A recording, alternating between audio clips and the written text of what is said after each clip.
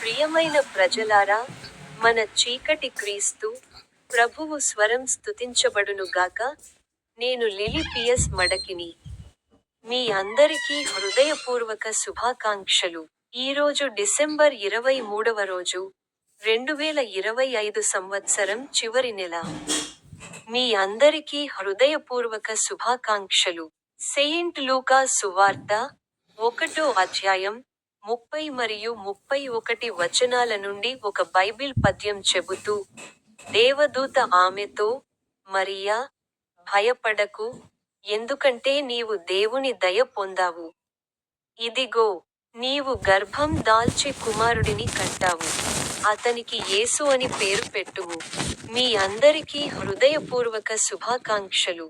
నా యూట్యూబ్ ఛానెల్లోని ఈత కొట్టు బటన్పై క్లిక్ చేయడం మర్చిపోవద్దు.